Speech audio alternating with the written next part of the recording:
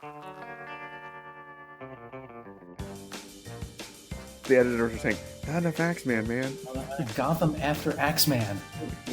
We need to rename this, rebrand it. Here we go again, everybody. Welcome back to Comic Books and Cold Ones. We are your favorite beer podcast with a comic book problem. If you like talking all things comic books and drinking all things beers, well, you are listening to the right show. So don't crack open your beers yet, because we're going to do that all together. But I am K-Mac, one half of the show hosts, and I'm joined, of course, by the spookiest co-hosts this October after Yak Night. Yak Night, how are you? Pretty good. Kamob. Come on. Or if you would like, Kamabre, if you pronounce it all the way. Okay.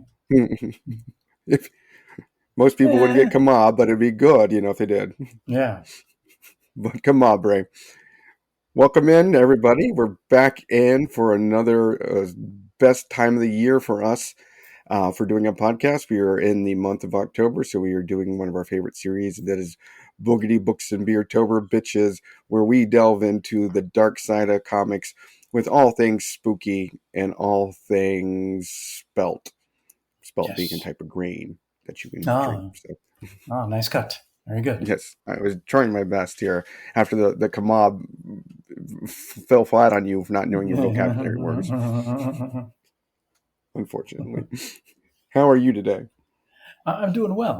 Looking forward to this. We generally every year get out 2 Boogity Books and Beer-tober Bitches episodes, but we've been busy. We've been so busy. You've been busy having fun. That's the problem. I've Too much been fun. Busy doing things around the world and having loads and loads of fun. Got back from London a little while ago, where I did do some boogity things, like go through the London Bridge catacombs and learn about the dark history of London, and then have all the tasty cask beers, which are my favorites.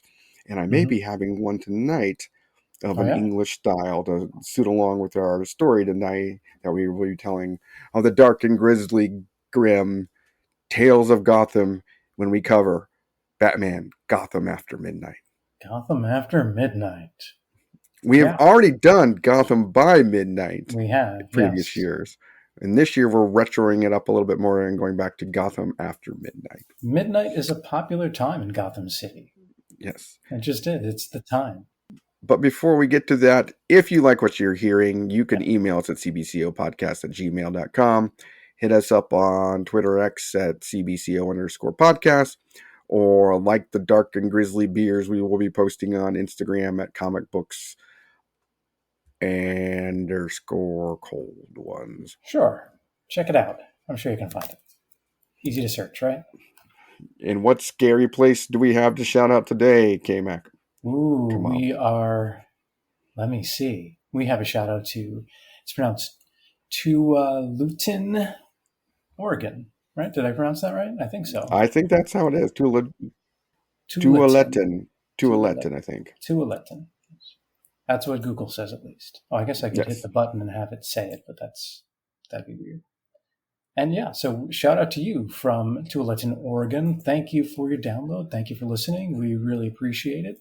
You should go back and listen to all of the episodes. Download them all. And download all the ones to come. Now, is there anything fun to do in Tualatin, Oregon? I'm sure. Well, there's something. It seems to be near Portland, if I'm correct. Yeah, it's in the Portland metro area, but there was a grisly thing discovered in 1962 in Tualatin, Oregon. Oh, my goodness. What was it? A fossilized mastodon. Sweet. So it was obviously the site of a mastodon murder. Or massacre, I assume, back in the Neanderthal period. Yeah, I mean, I guess when mastodons are killed, it is a massacre. What else would it be, right? Yes. And then in 1972, guess what was uncovered? Blair Witch. No. A partial skeleton of a Harlan's ground sloth. Holy shit. All these murders happening a millennia ago or more, right? More than a millennium. Yeah. Multiple millennia ago. Multiple millennia ago. We need a detective to solve these We crimes. do. And We the need a dog. paleontologist. Oh, Oh, there's fun things to do in Tualatin. There is Lee's Farm, which has been in the family for 7 generations since 1869. wow. And you know they probably have a motherfucking haunted hayride in that motherfucker, right? Oh yeah, yeah. They have a maze and everything too. Yeah, yeah. Oh, yeah. You got to have that. That's how a family farm makes it. You have a pumpkin patch, Hmm. a haunted hayride, a corn maze, all the Yep. normal things. Yep. Maybe some. I don't know. Do they do apple cider up there?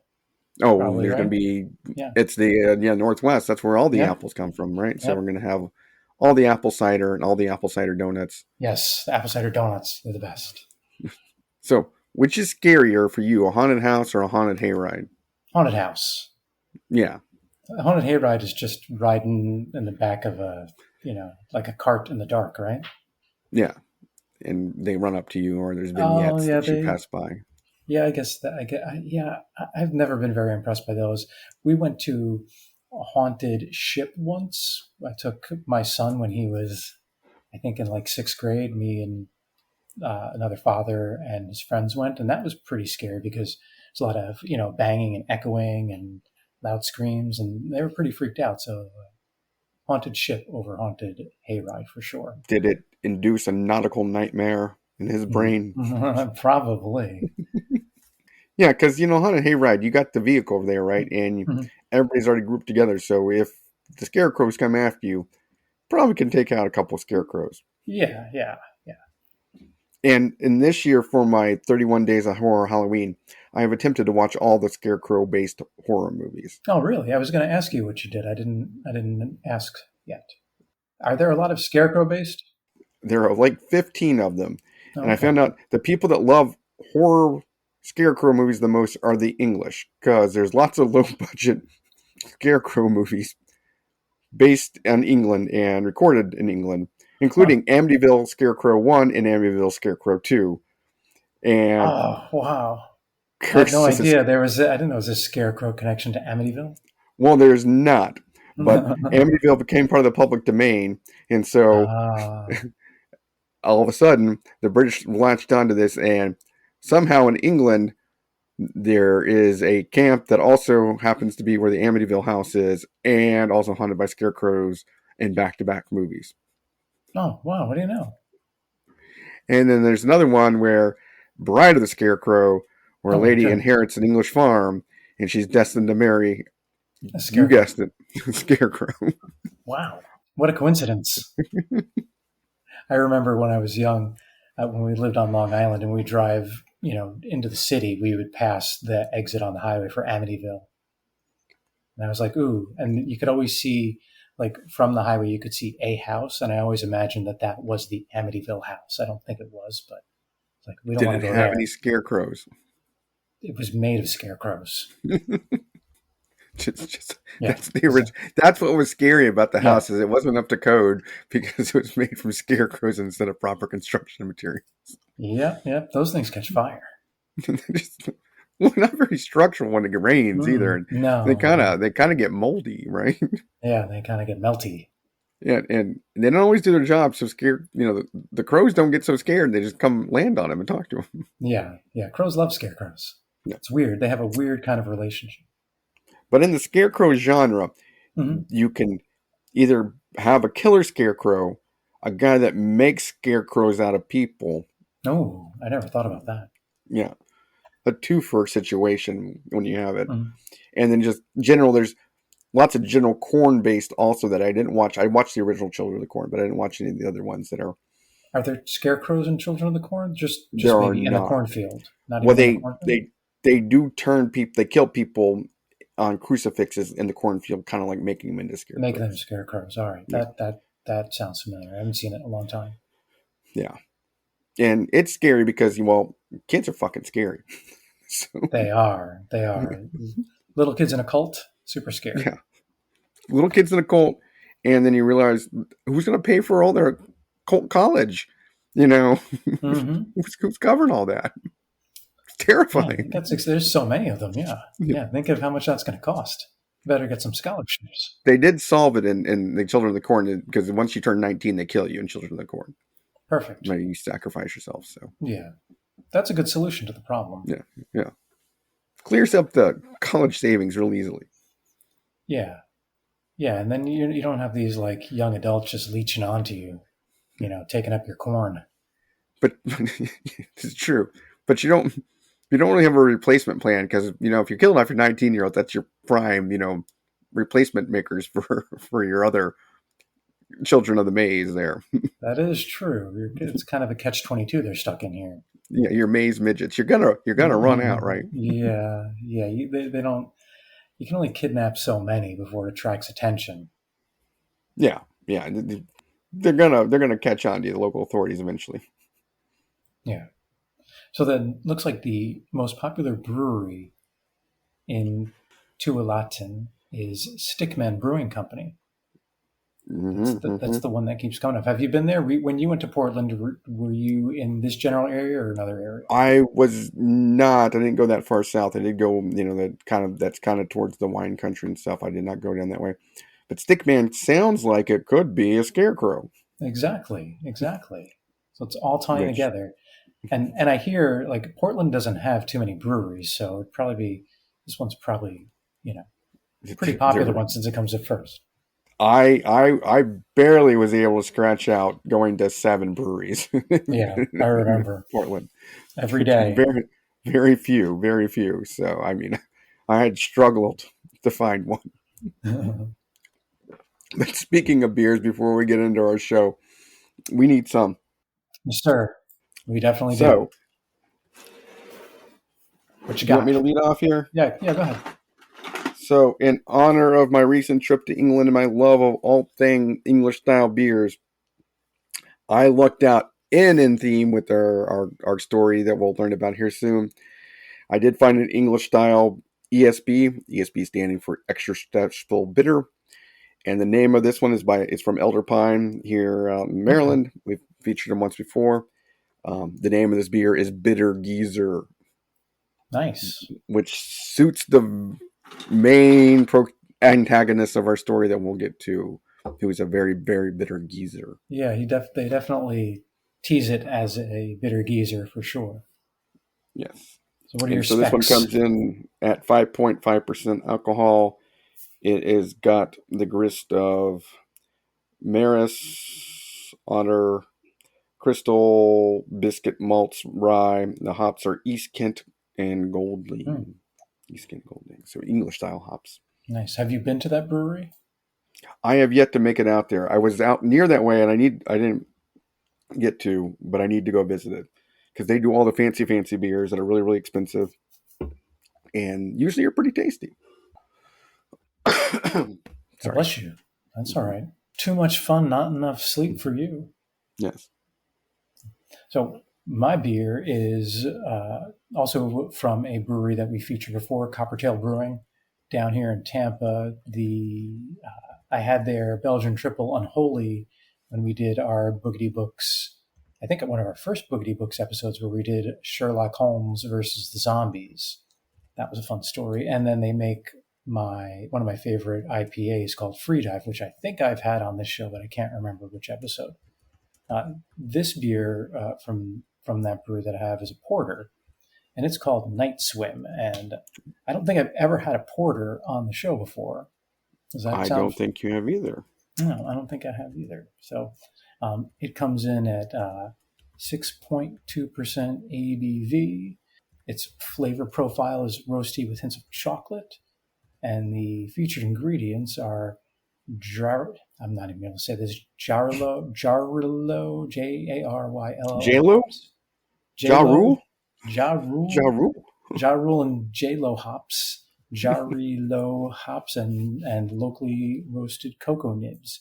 And it's described as dark and luxurious, like a midnight dip in the warm Gulf waters off St. Petersburg. Rich and toasty with a hint of chocolate. It's best enjoyed with a friend, so perfect. Or the dank polluted waters of the Of Gotham Gotham, River? the Gotham sewers, because Batman does go for a night swim in this story. He does, and it's a good beer in honor of Batman's Night Swim. Yeah. All right, so let's do it. All right, crack it open. So let me know if it's more chocolatey, more coffee-y, more the aroma on it. What do you think when you get to it? So it is dark as Midnight's Heart, that's for sure. And it has also has nice can artwork too. Oh yeah, All the beers from this brewery have good can artwork. oh yeah.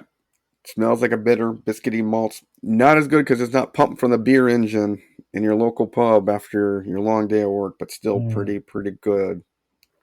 Definitely smelling the coffee aroma off the top here. Okay, so it's coffee, more coffee porter. Yeah, yeah. Oh yeah, this is good. My favorite style.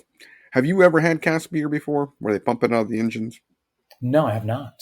Okay, so instead of having the beer in a keg that's pressurized, right, that Yeah. with CO2 will pump it out. The cask, they have to actually pump air into the barrel Mhm. that points it out and creates the cascading, less foaminess, the heavierness. Yeah. Oh, interesting. Where do they commonly do that? Only in England, in Scotland, and in Ireland. So yeah, it's very really very much to the British Islands. And usually, there's probably in Tampa. There's probably a couple bars that may have a cask ale if you go to an Yeah. Irish bar or Okay. English pub or something. And usually now more breweries that do an English style beer will have a beer engine going for people to try and enjoy. Okay. I would imagine they have multiple beers like that. They probably do it. Most places don't have, at least where I am, have multiple ESBs. Yeah. So yeah, usually out of them you usually either get a bitter, some type of bitter, an IPA, some type of pale ale, or a golden ale. That's the standard ones that come out of it. And you'll occasionally see a stout or a porter being pumped from them. Okay. Interesting. I will keep my eye out for those. We got to go on a beer tour of the British Isles. I most certainly do. Yeah, Yes, sir. and get you over being such a bitter geezer. Yes. So to dive right into this one, the name of this is of course is Batman Gotham After Midnight, and it came out in July 2008 and ran for 12 issues as a separate series on its own, and it was headed up by writer Steve Niles, who's famous for writing what? Bunch of different stuff. He wrote 30 Days of Night. I'm looking at his bibliography right now. What was his most famous thing? Night of the Living Dead London. But 30 Days of Night. So he's known for Yeah. being a horror writer, a horror Yeah. comic book writer. Yeah. So Yeah. Mostly everything he's written has been horror related here that I'm seeing, except for maybe um, actually nothing. It's pretty much all horror. So he's a big get to write a Yeah. horror book for DC and really heading up our Boogity books. That's the reason we wanted to do it, to bookend it with Gotham by Midnight that we read a few years ago about the precinct that handles all the witching hour crimes in Gotham. And this one, they paired him with one of my favorite Batman artists. I don't know if you also like him, but Kelley Jones, who probably draws the most, stylistic of the Batman, that's over the top, gothic-y. The cape has its own life. Every panel, weird ways to fill it in. Interesting takes on all the Batman suit, the equipment, the Bat Cave, all the fun stuff. Just interesting looking. Yeah, I did like. So I did like all of that you mentioned. I had some trouble sometimes with regular people's faces. Looked really like Bruce Wayne's face went from looking like normal Bruce Wayne to plump Bruce Wayne to that wasn't consistent. But the villains and Gotham City itself, and like you said, the Batcave was especially awesome. And then Batman and the cape and how a lot of times they blended in with shadow and smoke. That was I liked it. It was definitely different. And I really like how he goes from like a sulking Batman to the shadows to a hulking, Yeah, intimidating, moving in and out of the shadows, and the shadows move with the Batman and with Gotham. And the colors play up with that thanks to Michelle Madsen, and the letters are also intricate in the story because yeah, the main villain Midnight talks different than everybody else, Batman thinks in script writing and And narrator different boxes. shouting and different characters with the Joker appearing, talking different. And that is done by Pat Brousseau. And then editing this craziness is Michael Siglin and Harvey Richards. Yeah, and I mean, they put it all together very well. I mean, I wouldn't say this is my favorite Batman story. I think, and we can get into this a little more, that the journey was great, and that's the most important part, really. I think the end kind of fell flat. Once we get there, we can talk about that more. But like the journey to get there was pretty interesting. I like the different elements that we talked about, and I like the appearance of various rogues and Batman as well. Which, yeah, we'll book frame this episode with the scariness we're telling, because this comes in with all our favorite Batman tropes. One, maybe not our favorite story, but at CBCO, you've heard our scorecard. When we want to read a great Batman story, it has at least some of the following. Batman detecting things, right? He's on a mystery and he's solving it. You get a rogues gallery galore. You're not just one villain, you get them all, and they're all coming out of the woodwork at different times. You get spooky tales and mysteries from old Gotham. Yeah, and Gotham, you get Gotham looking gothic. Yes, as well. Gotham is the character as much as Batman is, and we love that. And we've gone through that with Gotham by Midnight, Dark City, Dark Knight, all the ones we read. We eat that stuff up here. You get all the wonderful toys in Batman, and this one has some of the craziest ones. And we get calendar-based crimes, which we love anything that's thematic, and so this one came. I had forgotten that Long Halloween came out so long ago, 1996, 97. I thought it was in the early 2000s, but this came out in 2008, 9. And so this was a decade after, a similar following holiday crimes occurred in the Long Halloween of the series kind of pace. Right. This one, it focused on Halloween actually more than any other of the holidays. But it didn't focus on them as much as the Long Halloween did. But I think that would be something good for us to read maybe in the next couple of years. I enjoyed the Long Halloween. Boogity. And then we get Grizzly Gordon. We love it when you get Gordon chewing scenery and chewing Batman's ass, and generally doing whatever Gordon does, and taking it from both ways, from the cops, from the mayor, from Batman. Yeah, Gordon just takes it. Yeah, poor Gordon. He tries so hard, and he knows he has a police force that can't really get it done, and he has to rely on the Batman all the time. And the police force hates it. Batman loves it, but kind of hates it. And Gordon's just in the middle, taking it from everybody. Yeah, there's never enough money, not enough cops, not enough nothing. They have to rely on a freak in a pajama suit. Yeah. To clean everything up. So those are our hits, and we'll kind of go through those. So the story goes around, debuts a brand new villain. Then we're going to get some spoilers. So if you haven't heard it, right in the middle of it, you have things going on at dark around midnight when you get the debut of the new villain in this, which is named Midnight, and you just go, "Who dis?" Yep. And you find out later he's all heart. Yep. And so what's interesting is I'm going to segue for a second. There's a new villain, I say, but a couple of years old, in Nightwing, called Heartless, who steals people's hearts. I did not know that. Yes, but it's not Midnight. Unrelated. So, unrelated to Midnight, but Midnight is murdering people like at random, it seems, and stealing their hearts. Yes, and seemingly in cahoots with a cadre of the Rogues Gallery of Batman, which includes Scarecrow, the Axeman, Man-Bat, Clayface, Joker, Killer Croc, and Catwoman throughout all 12 issues. Yes.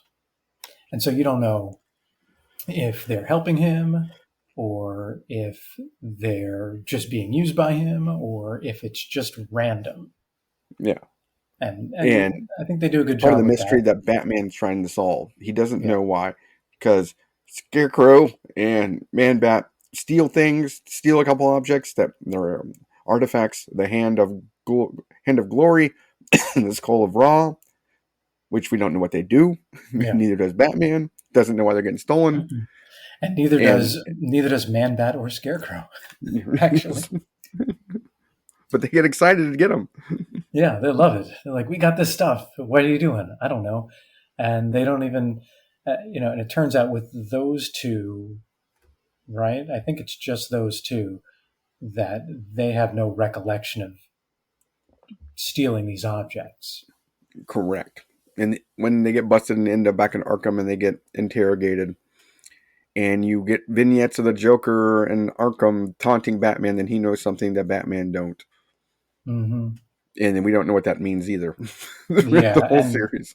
yeah, and it doesn't. Yeah, it doesn't seem like Joker even either Joker doesn't know, or they just don't tell us, or they forgot. So there are some things in the story where overall, I enjoyed it, but there are some definite character gaps and weird characterizations. Like Batman is behaving kind of odd a lot throughout this book, too.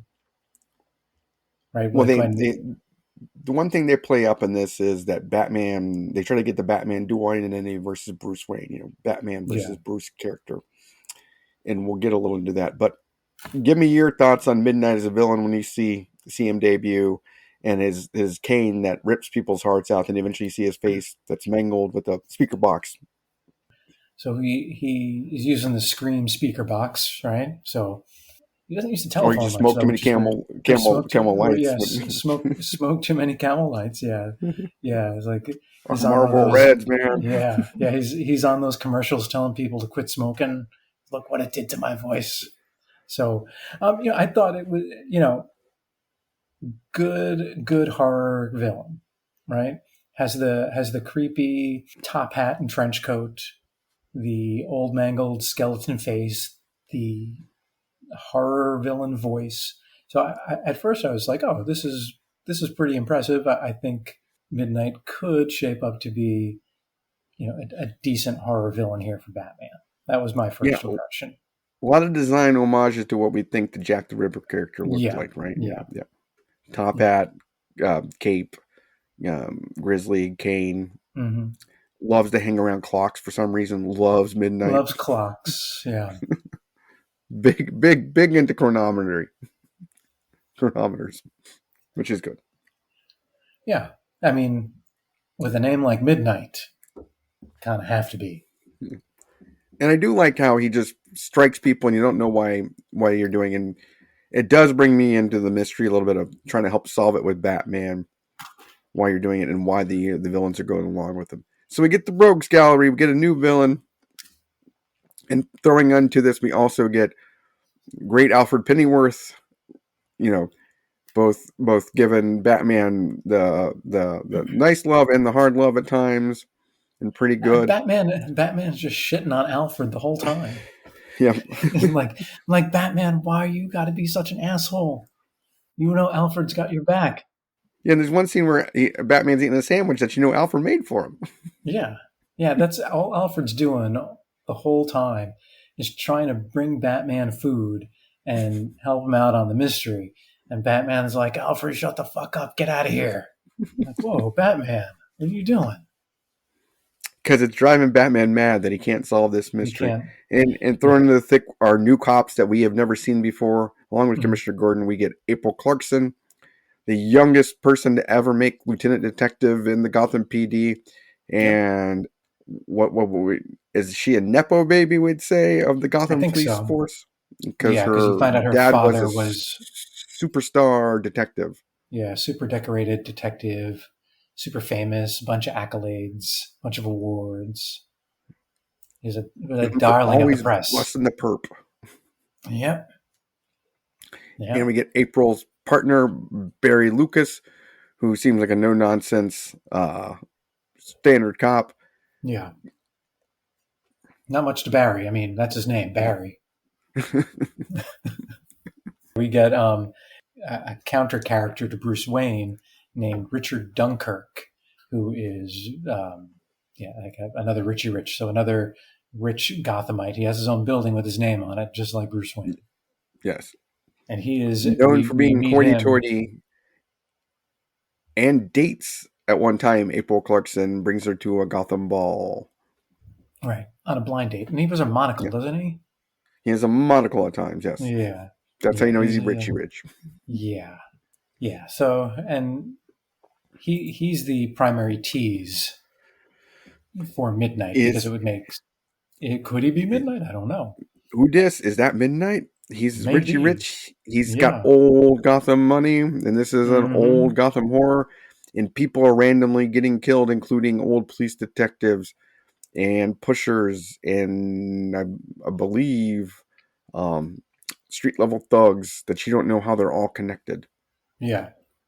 And then Yeah. random acts of violence by different characters that Midnight pushes with the rogues, and that includes a really cool scene where we didn't know Clayface had this power, but Yeah. if he puts people in him, he gets bigger.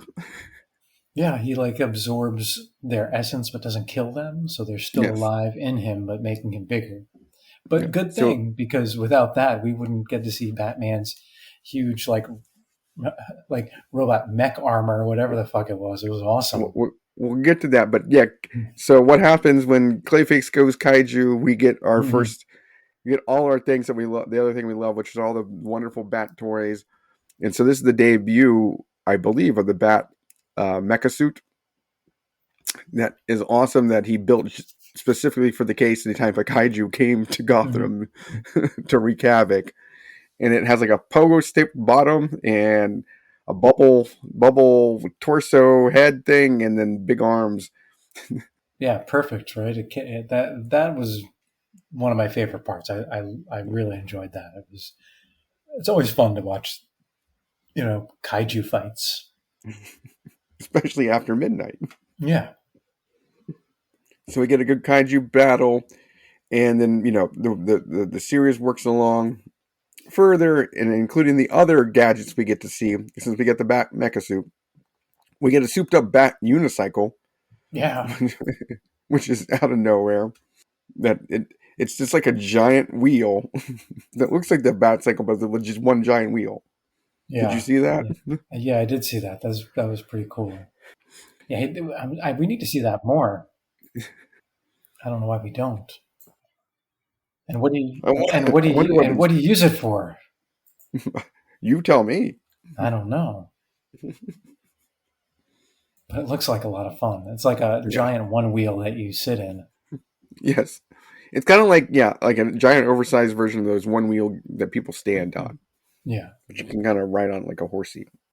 yeah, and we get the bat scuba suit, which And eventually in the story, Killer Croc, for some reason, takes hostage Barry Lucas, and of course he goes to the sewers, which Killer Croc rules, and so Batman has to don his bat scuba suit. yeah, no Now, shark repellent though, right? Didn't bring the I shark know, repellent. He probably did. It was in there. just in case.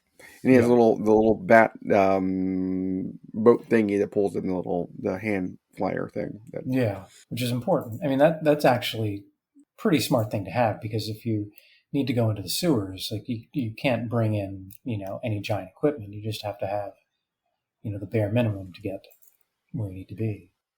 and I find it interesting that the bat scuba suit has like bat fins that like he's a flying fish. Doesn't have the Yeah, cape, but he has like flying fish things, which I am intrigued by why he added those instead of keeping himself free and mobile. Because part of the cape is to be able to hide himself and and create terror by making himself look bigger and all. Is that part of what he does with this also? He's just like scares all the fishes. I can fly like a flying fish. Look at me, I'm a terrifying. So, what's your I think favorite that out of all of those items? The unicycle, the scuba suit, or the mech? I mean, or if you had to pick a second. I'm gonna go with the Bat Mecha, just because Yeah, it comes out of nowhere. You don't expect that. It was well timed and everything. yeah. They just have it sitting in the. You see it sitting in the bat cave. Yeah. Before that happens, you're like, I wonder what that is. Because did you when you saw that too, where you're like, I wonder what that is in there. I did. I missed. I read Oh, you right missed it. over it because I was looking at all the big old ear things on Kelly Jones Batman. Mm-hmm. And Kelley Jones also draws the wackiest Bat cave. Yeah, It doesn't always have the same morph, and the Bat the Bat computer, you know, It's just kind of looks like it's almost like growing through the stone. yes. And it like sticks out and juts. You don't have like a proper keyboard. You have like Mhm. little touchy things, and the screen looks organic. And Yeah, and it almost looks like a classic horror movie organ. yes, that's exactly it. It looks like a Phantom of the Opera organ Yeah, that like Batman's playing the at organ times. out of Goonies. Yes, chunk legs. Yeah, chunklings. The Clayface closest to Chunk of all the Batman villains, I would say. I would say so too. Yeah. Does a good truffle shuffle. Yes, Um, what did you think of what happens in the Batcave when the bat signal's activated? that it comes on the screen. No, it appears all throughout the Batcave. Yes, yeah, it comes on all the screens. Yeah, Yeah, yeah. I thought that was a cool touch because usually there's just some kind of alert in the Batcave, but like everywhere in the Batcave, the bat signal's reflected off of things, and it's just yes, everywhere. That's a very interesting way to display it because Batman would of course want to know no matter what he's doing that the signal is activated. So yeah. And you would think because the bat signal, you would think we're used to thinking of it as he's out and about mhm. in the city, and the bat signal goes on, he sees it versus Yeah, what happens actually when he's in a cave. yeah, Yeah, how does Batman see the sky when he's in a cave? So yeah. that solved that question. So yeah, I don't have to think about that anymore. So we get the villains, we get the gadgets, we get the cadre of mystery of characters, and then we get finally the Batman goes detecting through all the old Gotham things.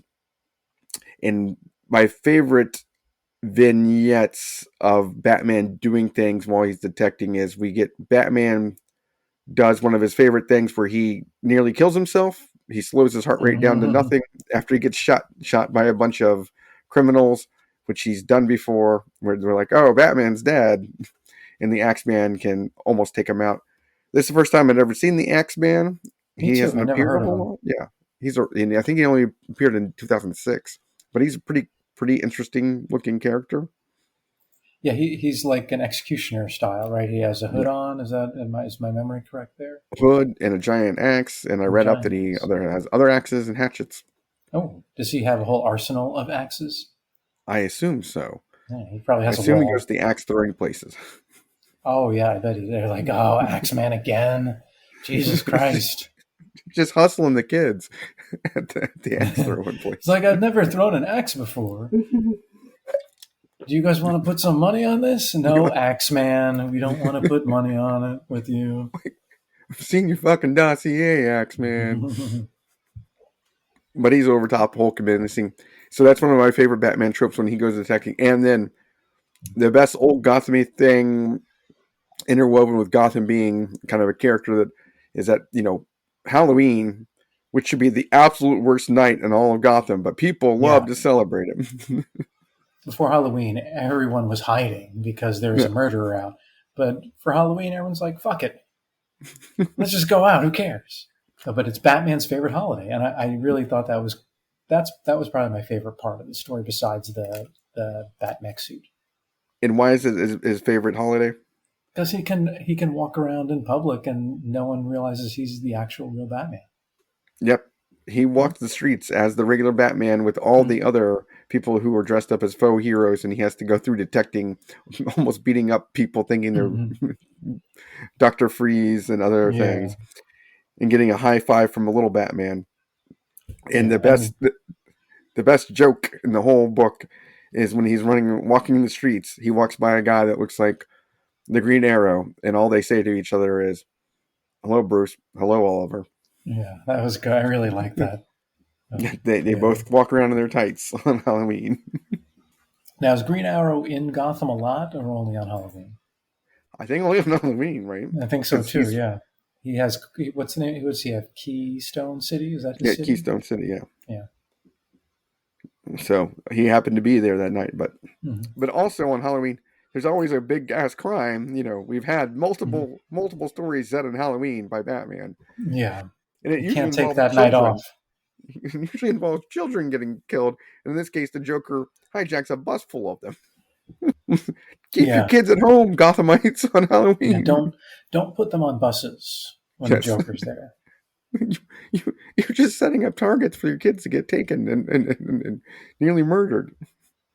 Right, but what we did get, and that sucks for the kids, but for the reader, what's great is we got probably the best artwork in this series in the Joker story, I think, because Yes. there's so much Halloween play in like in all the different panels with pumpkins and jokers and fall leaves, and it's well done. I really like the splash page with Joker and the pumpkins as a skull with the tree behind him. Yes. It's as well Very done as this spooky. beer I'm drinking. That's Yeah, bitter and good. Yes. yeah. That's as dark as And biscuity. biscuity. Oh, biscuity. Nice. But the best is this is also where we find out in the story that Midnight has been drugging the villains, and that's how he's been Mm-hmm. controlling them. And he tries drugging the Joker, but it doesn't work because nothing works on the Joker normally. Joker too crazy. Yeah. And then they get into a tete-a-tete on who should be running this scheme. Yeah, which happens, I think, with everyone that Joker gets into a scheme with. Yes. No matter who it is, Joker thinks he should be running it, and the other guy's like, "Oh, great, time for crazy." Looney Town, Yeah, population U, coming here. it's always great to get to watch or read a Batman Joker fight. So, and this one I think was just as good. And then you got to add in a little Midnight too.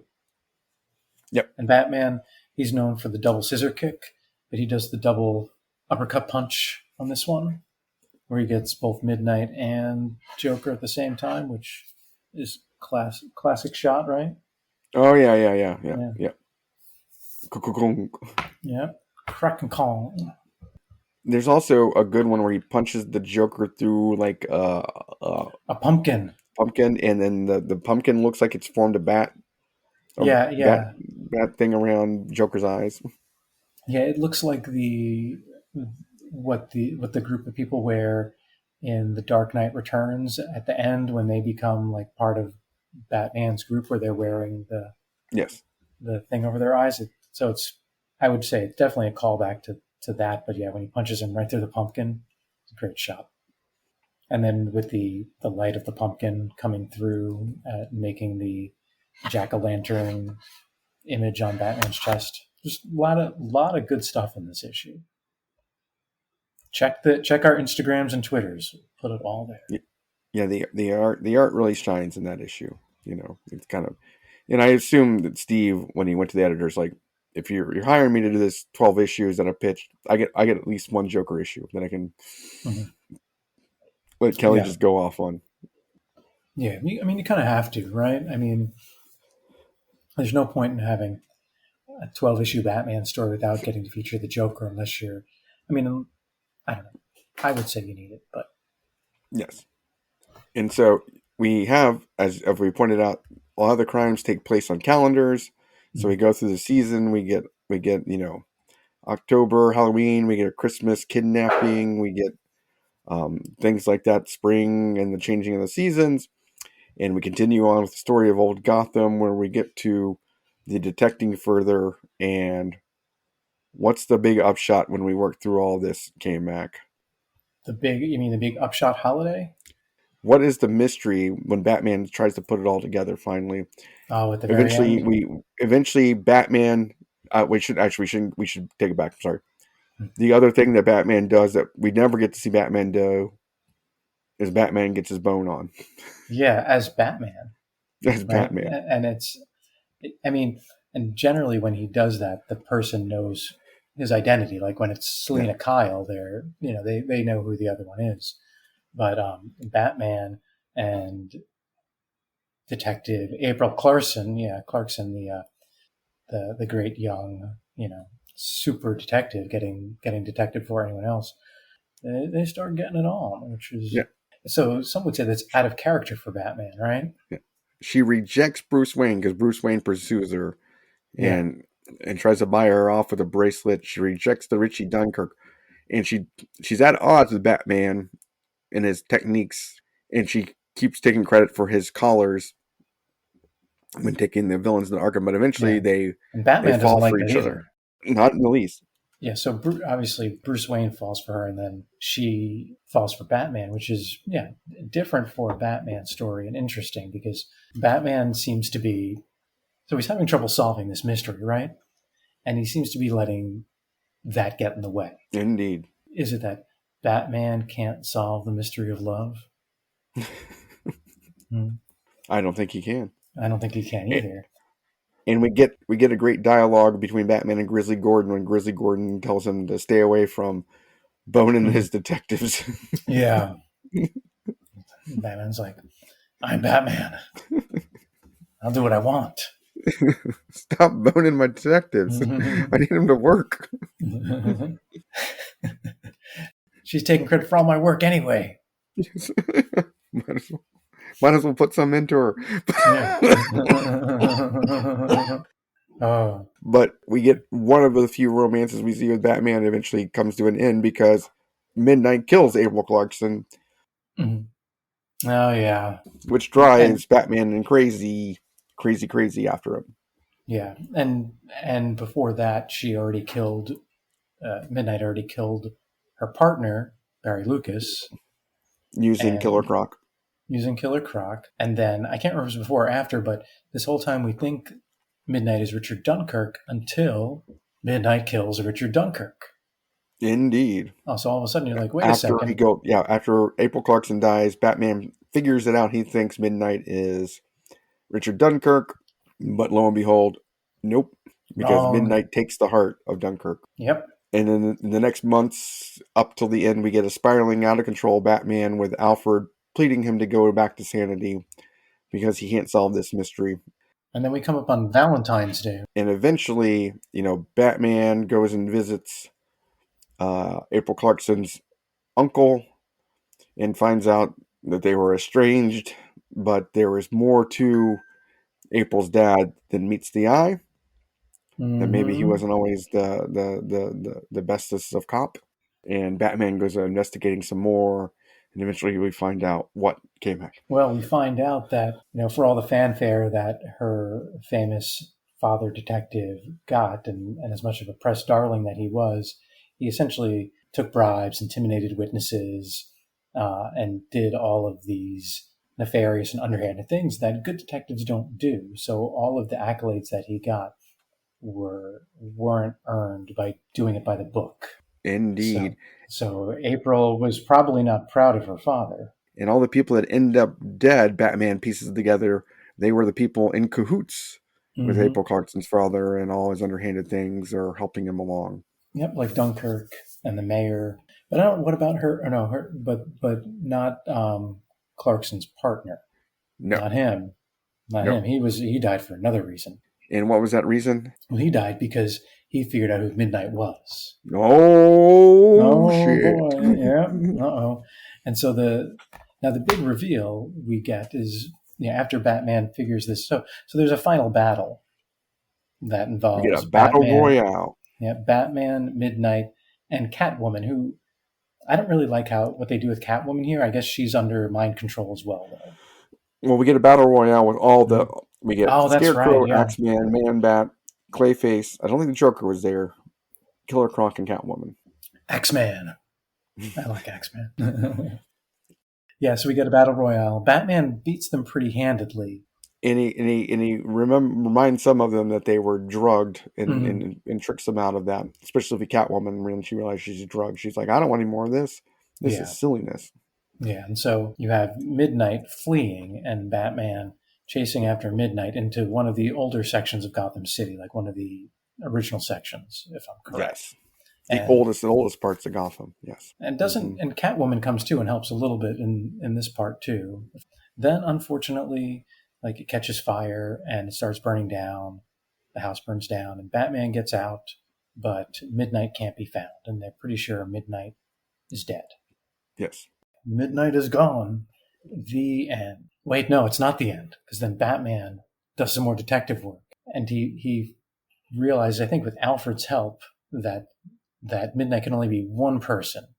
Well, no, he figures it out and goes back to Mm-hmm. the Batcave, sullen, realizing Mm-hmm. that he puts it all together, that it ends up being Midnight being April Clarkson, Mm-hmm. And he has to. and He goes to her who was grave. avenged, yeah, who was trying to avenge for her father's sins and drove herself mad to be a villain. But Batman sulks because he couldn't figure it out in time to save her. And she, though, is no longer in her grave, even though she, had pretended to die. She had replaced her with another harlot. Yes. But the Yeah. best part is the in monologue when the person that actually figured it out before Batman was who? It was Alfred. Yes. Yeah. And he reprimands Batman for being clouded in his judgment. Yeah. He goes on for a long time too. Yeah. Good for him. Yeah. He lays into him. And he should, because Batman's been a dick to him this whole time. Yes. Okay. So two things. First, Midnight goes around and takes out people's hearts, and they really don't explain why, right? Correct. Which I guess is fine. But if you think about it, Because they took her heart away from him. They took her father's. I guess Yes, so. Yeah, I guess so. I don't know. That's a good point. But if you think about it, even though she physically didn't do it, she did the same thing to Batman. Indeed. Indeed. So yeah, so Good. that's why Batman couldn't solve the mystery because his heart was gone or his heart was in the way. His heart wasn't in it. His heart wasn't in it. That's right. So what did you What think was your of? number two? You had two things. Yeah, that was your first thing. What's your second thing? Oh, my second thing, I was going to ask you what you thought of who the villain was and the reveal, and did you know it was her I did beforehand? not fully, but by process of elimination, yes. But I did not like how they used too much. They didn't tie in the other things. It was too like the two objects. They made them red herrings, which Yeah, is that's just too convenient to do it that way instead of actually kind of trying to find a way to tie them in.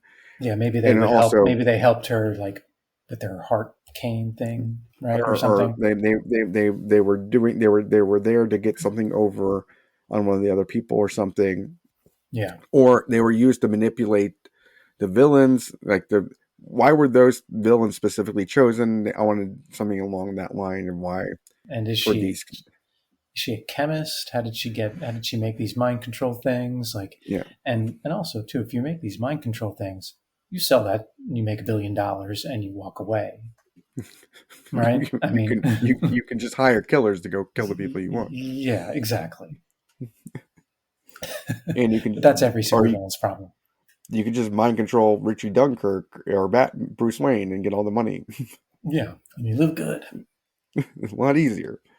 So that's where it kind of falls short. Is at the I like that they had a definitive ending, and it was okay that it was her, but they could have sewn those strings a little bit more than they were. But it hit all the horror notes. You had slasher, you had body horror, and you had monsters, you had mass hysteria, and you had over the top macabre or macabre Come on, throughout the God. whole Yeah, story. I knew that's what you were saying. By the way, at the beginning, you're so congested; it was hard to hear Yes. you at first. So I want to show you something because I don't know if we talked about this Batman vehicle that I'm seeing here as I'm scrolling through again. I just have to get back to it. It almost looks like a rocket on wheels, but that's not the Batmobile, I don't think. That's the Batmobile, isn't it? Is Yeah, it the first. Is it the Yeah, Batmobile? that's The the initial silver Bat. thing? Yeah, his weird take on the Batmobile is pretty weird too. This It looks is like a rocket this. ship. Yep. Okay, yeah. Oh, that's the Batmobile. All right. Okay, Yeah. that's badass. I like that. It's Very almost like atomic AG looking. yeah. That's what. Yeah, yeah. It's very CW Flash Earth 2 looking. Because I refer to Indeed. everything in the context of CW's Flash, apparently. That's your rating guide for life. Oh, it is. Yeah. Which season of Flash? If you're anything past 2, you suck. Honey, how do you like your solid red state tonight? It's very season 3 of The Flash Yeah. and from Jitters. Yeah, What are you talking about? That's how I rate things now. that's how that's how I do Total it. CW Flash ratings. Yeah. This beer, well, I'll rate my beer at the end, the CW Flash rating. Oh, definitely with appearance of Gorilla Grodd um, or King it's Shark. yeah, it's the It's the episode where Eobard Thawne stood up from the wheelchair the first time. Holy shit. Oh, That good? yeah. Yeah, when my kids saw that, they were like, this is the best show ever. Like, what's going to happen next? But overall, I like the spookiness of this thing. Got the old Gotham. Doesn't quite make our masterpiece comics book theater, but we can cover it here, as a Boogity Books and Beer-tober. Yeah, As a book into Gotham by Midnight. I think Gotham by Midnight was a better story overall, but Gotham After Midnight's still pretty worth a read, especially if you have the app. I'd say yeah, hit it up. yeah. It's an easy read, and it's a good Halloween read because, like you said, it Yeah. does hit all those elements, and if you like to see an artist go crazy, having fun drawing Batman and all Batman shit, then this is a perfect story. Mm-hmm. Yeah, I wasn't a just like you, not a huge fan of the ending, but the way there was very entertaining. I read a review and the guy said, it's one of those just tune out and let the story get you where it goes. You don't Mm. think too much about it. Just enjoy the art and get it going there. Yeah, because if you think too much, yeah, you probably won't like it as much. But it's still Yeah, worth because the read. you'll get annoyed with the characterization of like Batman and how Bruce Wayne gets so upset by the Detective April here, and it's kind of strange, and I guess when you only have 12 issues, you can only build it so much when you have so many villains and you're introducing a new villain, plus you have to work in a love interest. Probably don't have the space to do all of it, especially with how big Batman's cape is. Just running out of room with that cape everywhere. I think they could have done it in probably six and done a lot better. Mhm. Cut down the rogues down to maybe four characters, and Yeah, yeah, I yeah. think I'm gonna work down a little better. Or But maybe that's just just me. like only Axeman. Just, we need more Axeman. Mm-hmm. I bet the editors are saying, not enough Axeman, man. Gotham after Axeman. We need to rename this, rebrand it. can we find a way to work in more Axeman? The kids are craving it. They love him. They love him. I tell you, they love him. Put him everywhere. He's only had 6 appearances Oh, on think New of Run. how much money are those worth? Only six. Get those graded, kids. They are underselling the number of Axeman money they could be making. Oh yeah. Just think of the costumes. Like you could just sell the costumes and the T-shirts. Like if I had an Axeman hood, that would be awesome. So he appeared in 2 issues of the Creeper before this, and then 4 issues of this series. So yeah, I went into four. Oh yeah, I guess he was in the two in the beginning and the last two at the end. yeah. Axeman, Axeman. Yeah, he's just a big guy with an axe. Sweet. All right. Some say he has it to grind, but Yeah. Yeah, that's what he doesn't say much except get Batman or off with his head, right? well, I mean that's his go-to line, right? Mm-hmm. But yeah, I mean, a fun Batman Halloween story, spooky story. I'll take it. I found it enjoyable. So, did you enjoy your beer to go along with this today? I did enjoy my beer. What about you? I This is maybe the best American-made English bitter I've had. Really? I've been lamenting that we don't make any good ones because I don't know why, but this may be the best one.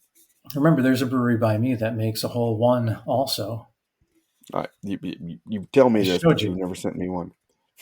I can't send you one. They don't. I have to get it out of the get it off the tap and drive it up to you. Yes, you can do this. Yeah. Like I said, you could send me. You could send There's me a nook. one. I could send you one. Okay. Next time you're down, we'll go to Wolf Haven and we'll go to Oh, another. now I got to go down there. You can't just send me it. This is where we're at. Mm-hmm. Yeah. You just take my heart like a villain in Gotham. Mm-hmm. Oh, that's not fair. You take that back. I don't want to be a half-ass villain in Gotham that takes people's hearts. uh, yeah, but I enjoyed my beer too. It was a nice dark beer for a dark story. I Yes. would give it a CW Flash season 2 rating. Maybe not the best beer, but definitely a good follow up and some Kept you exciting. drinking, kept you watching. Kept me watching. Yep, some exciting travels to alternate Earths and things like that. Yeah. I was going to say, in season 2, had Killer Frost appeared yet? She didn't appear in season 2, does she? Or No, does not she? yet. No, Okay. season two is when they went to Earth two, Oh, okay. and So the no Killer villain was Frost yet. of course, like every season, some dark flash. Yes. Some other speedster. Yeah. Well, if you like this scary story that we told and want us to read more of them next year and cover us, you can email us at cbcopodcast@gmail.com. Like our ex Twitter Boogity Books and Beer-tober tweets on Twitter and X at cbco_podcast. And like our frightening images that we will post on Instagram at comicbooks_cold ones. I will bid you a darkly night kebab as we go into that bitter, bitter after midnight that is Gotham. And a boogity to you after Yak Night.